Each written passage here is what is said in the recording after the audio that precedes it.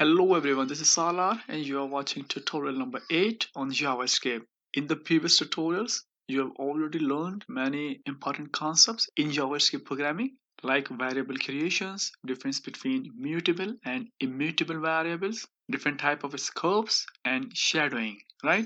So one final term that we are going to learn in this tutorial is called hoisting. Hoisting is a hidden behavior of JavaScript and it affects variables, functions, and classes. So we are now at the initial stage of learning JavaScript and we don't know much about functions and classes, but we can variables. So we will look how hoisting mechanism affects variables. And in the future, when we will learn functions, then we will discuss it again together with the functions, right? Okay, so let's start the topic. I will write some code first and then we will discuss it.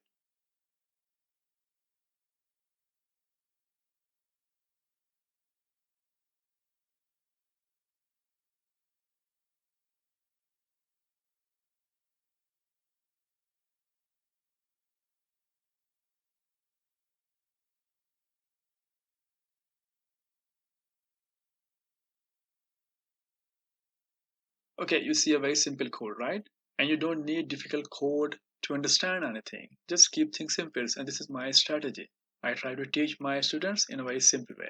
So what you see here is I create a var variable here, and here I have a function. In the function, I create a let variable, right? Now here you will learn three more important terms. So the single line of code that we see here, where we create a variable and assign it a value simultaneously, is actually called initialization in programming. So initialization is actually a two-step process. In step 1, a variable is created, and step 2, a value is assigned. And here you see a demonstration. You can just create a variable first, and when you just create a variable without any value, we call it declaration in programming, right? And after declaration, you can assign any value to your variable. And this step is actually called assignment. Right, so the bottom line is initialization consists of two steps, declaration and assignment. So now you have necessary background that you need to understand the term hoisting. So hoisting is a JavaScript mechanism where variables declarations are moved to the top of the scope before code execution. Understood? Not really, right? Let me explain it. So this area is the scope of var variable, right? And this is initialization. So in the process of hoisting, JavaScript divides this initialization statement into two different statements, declaration and assignment. And this happens in the background. And then JavaScript moves the declaration part at the top of the scope. And assignment statement is left as it is in place, right? The important point to notice here is that the declaration part doesn't physically move. Hoisting is just a mechanism that JavaScript performs behind the scene, right? Now let's see how hoisting affects var variable. I'm going to log var variable before its creation, right?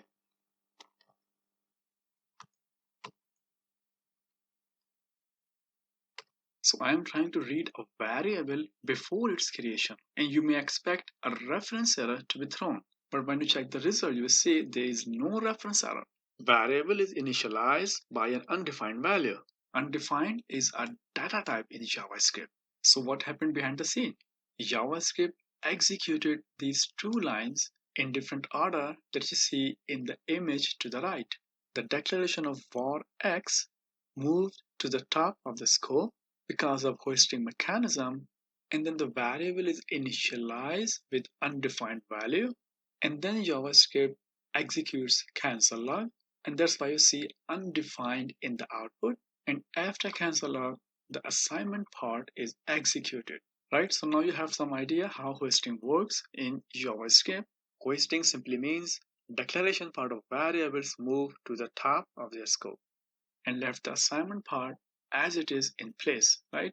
And it doesn't matter how much code do you have in the scope. Let's say if you have 100 line of code here before the creation of var variable. So the JavaScript before executing these 100 lines will move this declaration at the top of the scope, right? Now, hoisting for let and constant works differently. If I try to cancel log let variable before its creation, a reference error is thrown. Let's check it out.